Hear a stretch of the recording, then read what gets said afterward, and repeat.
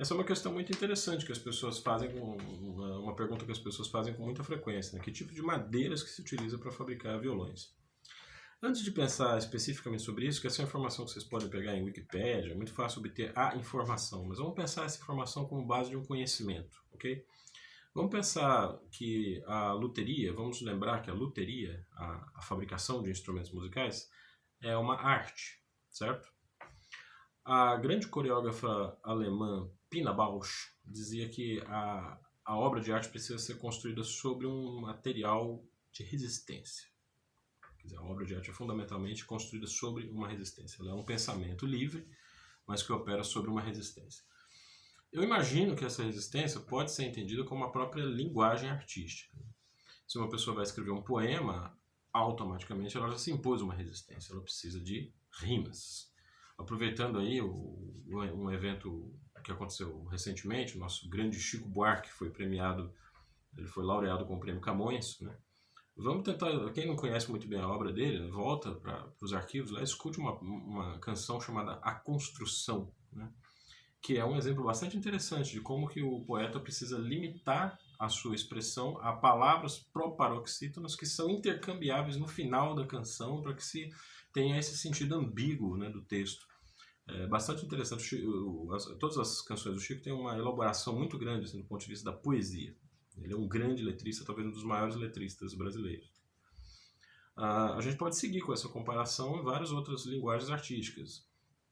Como é que um escultor se impõe o limite, se ele escolhe fazer uma escultura em mármore, ou em metal, ou em madeira, ele precisa lidar com a resistência desses materiais, e essa resistência é um obstáculo à sua expressão e ele precisa se resolver. A obra de arte é exatamente essa resolução entre a liberdade criativa e a resistência da linguagem.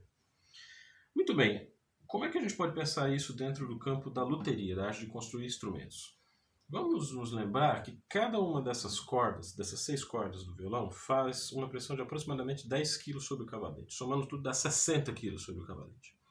Para o violão não explodir, essa madeira precisa ter uma resistência. A estrutura interna tem que ser construída de modo que ofereça aí uma firmeza. O violão precisa ser estável, né? Mas se ele for estável demais, ele não vibra. Ele fica insensível aos estímulos que nós oferecemos para as cordas através dos nossos dedos, né? Os dedos transmitem para as cordas e as cordas transmitem para o tampo, que é essa parte da frente. A madeira que reúne essa, quer dizer, que se equilibra melhor nessa zona entre resistência e flexibilidade é o abeto, que é um tipo de pinho, né? O outro tipo de pinho muito usado também para construir violões é o cedro.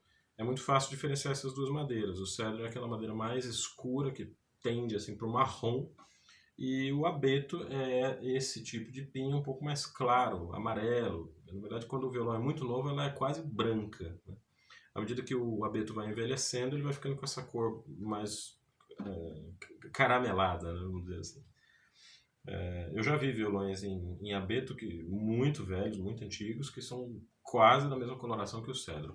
Isso depende um pouco também da forma como o luthier trabalha o verniz, depende de outros fatores. Mas via de regra é isso. O violão de cedro é um pouco mais escuro, o violão de abeto um pouco mais claro. Laterais e fundo. Essa parte do instrumento precisa ser construída com uma madeira um pouco mais dura, um pouco mais firme, porque a função da lateral e fundo no violão é mais refletir o som do que propriamente vibrar junto. Pelo menos nesse tipo de construção aqui. Eu vou mostrar um outro violão que trabalha com um outro conceito. Trabalha de uma forma um pouco diferente. O braço, a melhor maneira para fazer é o mogno, mas algumas pessoas usam exatamente o cedro, que é bastante curioso, né, que o cedro seja utilizado para fazer tanto o tampo quanto o braço. Mas aí o cedro tem que ser uma madeira um pouco mais... O cedro... o luthier que quer usar o cedro para fazer o braço precisa fazer um braço um pouco mais espesso. Quase que batendo o olho no braço do instrumento já dá para a gente deduzir que é um mogno, porque é mais estreito do que o que seria possível fazer com um cedro. Essa madeira da frente, então, é o ébano, que aí é a madeira mais resistente de todas as utilizadas para construir o violão, porque precisa resistir os trastes, né, que são de metal. O ébano precisa permanecer estável com esse furo que os luthiers imprimem na madeira para fazer os trastes que definem a afinação do instrumento. Tá bem?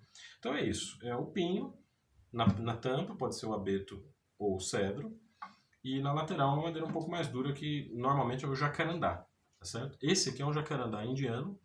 Existem violões fabricados com jacarandá brasileiro, que tem uma coloração bem mais escura, né? E várias madeiras alternativas são utilizadas nessa lateral também. O vengue, que é uma madeira africana, a embuia às vezes é utilizada, orelha de onça, que é uma variante do jacarandá originado da Mata Atlântica daqui da região de São Paulo.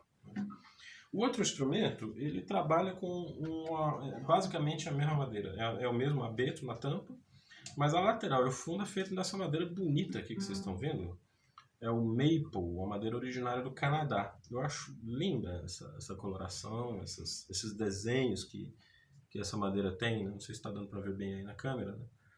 Mas é uma madeira realmente muito interessante. E ela tem uma característica peculiar. Apesar dela ser bastante resistente, ela é mais flexível do que o jacarandá. Então, a lateral e o fundo de um violão feito em maple ou cipreste, que é outra madeira também bastante parecida com o maple, mesma coloração, bem clarinha, a lateral e o fundo vibram junto, elas ajudam na definição do som do violão, né?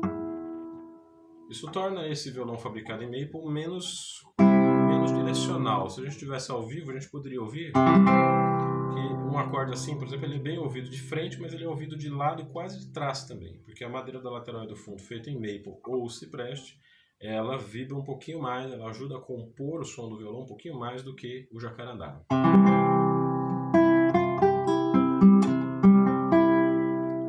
Esse é uma pequena amostra da sonoridade desse instrumento, e a mesma coisa no violão.